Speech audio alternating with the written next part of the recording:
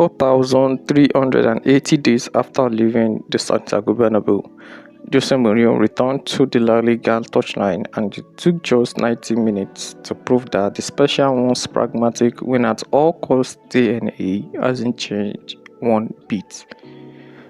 Facing an intense Espanyol press with a squad depleted by World Cup fatigue, Madrid abandoned fluid possession for sheer tactical survival. In this breakdown, we analyze how Mourinho installed Jude Bellingham in a roving free number 10 role, while Espanyol completely exploited Real Madrid's structural mid-block, and how a 90th minute tactical substitution rescued the 3 points. Let's get into the tactical board. Let's start with the structure, because this is where Mourinho's idea in possession becomes clear. Real Madrid mainly built in a 4-2-2-2 with Mbappe starting from the right and Vinicius from the left. Valverde and Bernardo Silva formed the midfield base, while Bellingham and Arda Güler occupied the pockets between the lines. The important part was the positioning of the two players underneath the forwards. Bellingham and Güler gave Madrid two players between the lines, while Mbappe and Vinicius provided the width from the front. But this structure wasn't fixed. At times, Mbappe would move inside and become the central striker, while Dumfries pushed higher and provided the width on the right. That changed the structure into a 3-2-5 with the back three behind Valverde and Bernardo and 5 players occupying the last line and attacking spaces between the lines. So the basic idea was clear: start with the 4-2-2-2, then manipulate the structure depending on where the space is. Short build-up and progression. Real Madrid mainly looked to start their attacks from the left side. Carreras would drop in as the third centre-back, while Uchin stayed inside the backline. That gave Madrid more balance in the first phase and helped them progress with a more stable structure. Mourinho also seemed to deliberately move the first phase away from Konate. Playing away from him makes sense, because progressing through line breaking passes isn't necessarily one of his biggest strengths. There were several different movements within the structure. Bellingham would leave the pocket and move wider, creating a third-man combination between Carreras, Valverde and Bellingham. As you can see here, Valverde finds Bellingham, who immediately starts his usual forward movement. But what I really liked was Vinicius' reaction. Instead of Vini continuing with Bellingham and giving him an extra attacking option to combine with, he stays wide and doesn't follow the movement. That forces Bellingham to move inside and is able to play into Mbappe. At the same time, Dumfries holds the width of the right while Arda Güler occupies the pocket. Good spacing, most importantly, balance. Again, the same pattern, but this time Vini moves inside and attacks the central space. While what I really liked here was Real Madrid's counter-pressing. The reaction after losing the ball was excellent. They immediately surrounded the area, closed the available options and forced Espanyol's goalkeeper into playing long. That allowed Madrid to win the next phase and regain possession quickly, rather than having to defend the transition. Oisin and his line-breaking passes were top-notch. A really good pass into Bellingham between the lines, then we get a nice positional rotation between Arda and Bernardo, with Bernardo becoming the higher player. Arda finds Bernardo between the lines and Bernardo plays it into Dumfries' lead runs. But Dumfries doesn't raise his eyes to see Mbappe, who was in a really good position, and the chance goes away. What caught my eyes here was Vinicius. Normally when the ball moves, he moves with it, but in this situation, he needed to attack the box. Even Bellingham was arriving late. The space here was there, and Vini, staying outside, meant Madrid missed an extra runner inside the box. And again, good counter pressing from Arda and Valverde. They create a 2v1.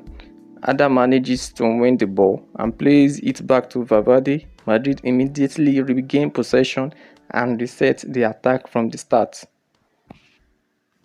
Balanced with a triangle on the right, Valverde holds Güler, occupies the pocket, and Dumfries provided the width. A very good pass from Arda into Dumfries, who makes the run in behind the defense. His shot is denied by the goalkeeper. And again, look at Vini. Again, Oysén with a very good line breaking pass. Bellingham's movement is what really opens the situation. He pulls the defender away from the central space while Vini attacks the space he leaves behind. At the same time, Valverde stays available as the link and Mbappe keeps the width on the right instead of coming inside and making the same space crowded. Everyone occupies a different space. The rotation is well timed and Madrid always have a clear next option. Out of possession, high press. Now let's look at Madrid's out of possession. Against Espanyol's back three, Madrid's high press often formed a diamond structure. Vini will jump onto the right centre back. Mbappe will press the centre back while also using his cover shadow to block access into the left centre back. And Bellingham will position himself between the two pivots. On the other side, Carreras would push higher from behind Vini to deal with the wing back, but this press could be broken with just one movement. Mbappe was initially ready to jump onto the goalkeeper, but the centre back's movement was enough to disrupt his timing and create access into the left centre back. That immediately created a 3v2 against Arda and Valverde, especially because Arda's jump came slightly late. What I liked though was Arda's reaction. He still managed to apply pressure, force the wing back backwards, and help Real Madrid recover their shape. Madrid then drop back into a compact structure instead of continuing to press aggressively after the first line has been broken. Mid-low block. In the mid-low block, which was where Madrid spent most of the game, the shape became a 4-2-3-1. Arda was often positioned closer to Mbappe rather than holding his usual position from the in-possession structure. Now, keep an eye on the distance between Bellingham and Vini because we will come back to this later. Madrid defended mainly zonally and were happy to give Espanyol time on the ball. They would allow the opposition to circulate and wait for the right moment to play in the spaces between the lines.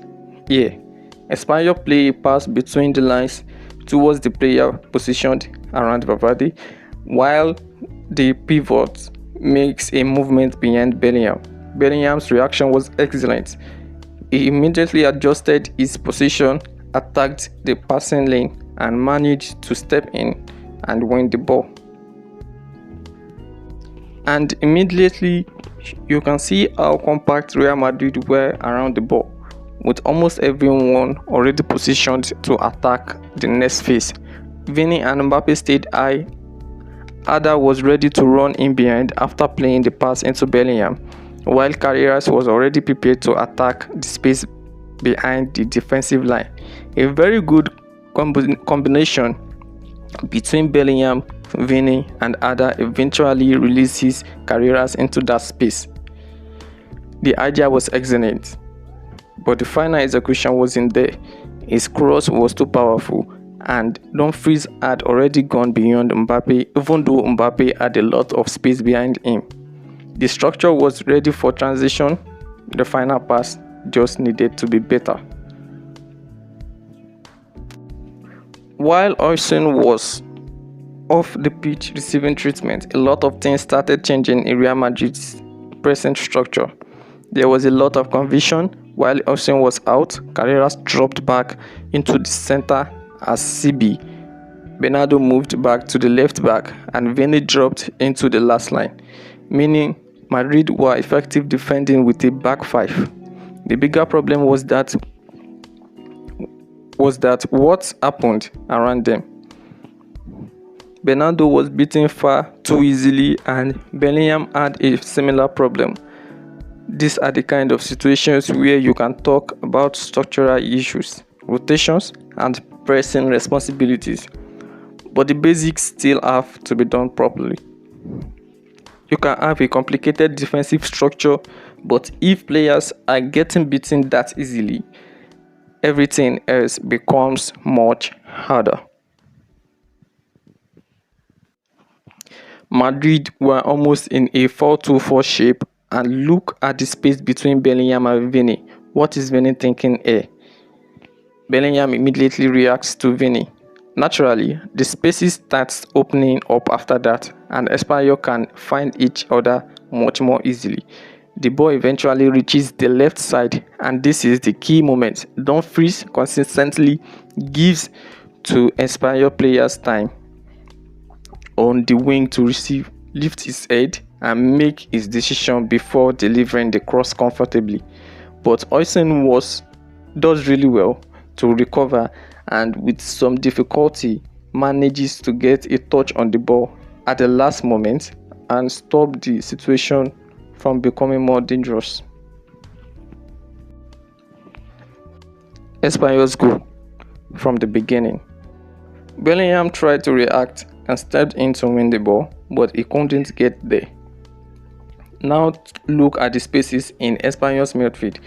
None of Madrid's pivots stepped out early enough to stop the progression. Valverde gets pulled toward the side, which leaves a huge space in the middle. Arda is still recovering and arrives late, so that central area remains completely open. And then you can clearly see the problem in the front of the box. Bernardo is basically left alone to cover that entire space.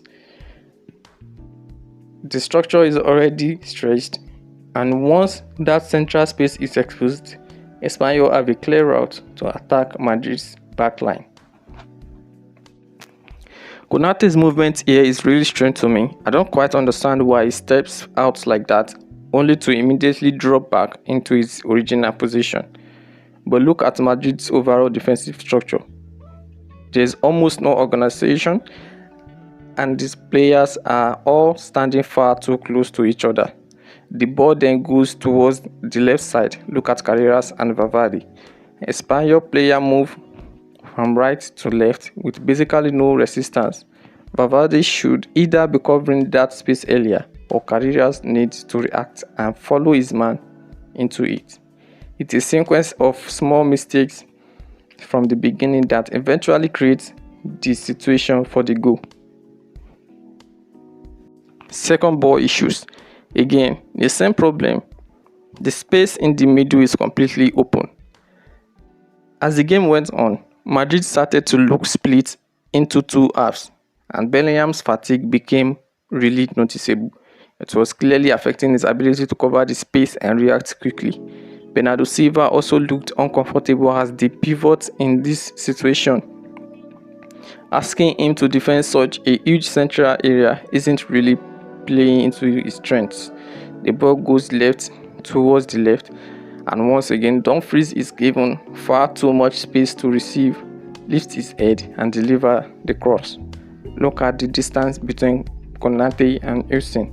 It's far too big. Konaté should be protecting the first post, but is too far away from the danger. Oysén then struggles to get across, and look at the second ball again. This could easily have been the second goal. The Espanyol player just doesn't make clean contact with the finish. Madrid were far too disconnected. Again, Bellingham doesn't close the passing lane into the pivot, so the Espanyol player can receive, turn and play forward. And look at the situation after that.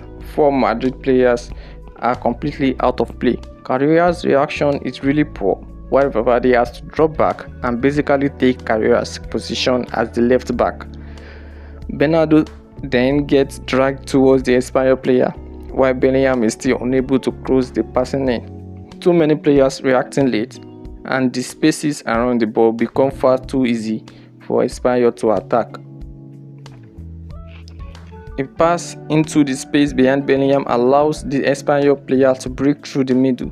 Konate steps out at the right moment and does really well to block the passing lane. But again, this is the bigger issue for me. It's a sequence of small mistakes that keeps putting Madrid into situations that are simply not good enough for them as a team or individually. The area in front of the box was consistently left too open, and that could become a bigger problem against better side. For me, Madrid really need a proper CDM who can win the ball and make Bernardo's job as the pivot much easier. Valverde dropping deeper again wasn't necessarily bad, but it's not his best position. There are some very basic situations like the first goal, where you simply need to understand your role and positioning really well. Bernardo also needs someone next to him who can take some of the defensive responsibility away from him. That will allow Bernardo to do what he does best: control the tempo, dictate the game, and move Madrid forward. The first half was really well connected. Everything worked in possession and out of possession,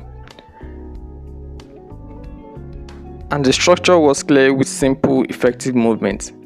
Of course, you are always going to give the opposition some chances during the game, but the second half was unacceptable.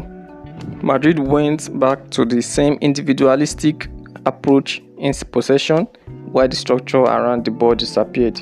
Once they lost possession, there were huge spaces for Valverde and Bernardo or anyone else to cover. That's the biggest issue for me. The attacking idea is already there, the rotations are there, the positional freedom is there, the individual quality is obviously there, the counter press can be very good, but defensively, Madrid still look like a team that hasn't completely decided who protects what, who steps out, who covers, and who stays. Against Espanyol, they got away with several of those situations. Against a stronger opponent, those same spaces will be punished much more severely. So the biggest challenge for Mourinho isn't finding more attacking freedom, it's building a defensive structure strong enough to allow that freedom to exist.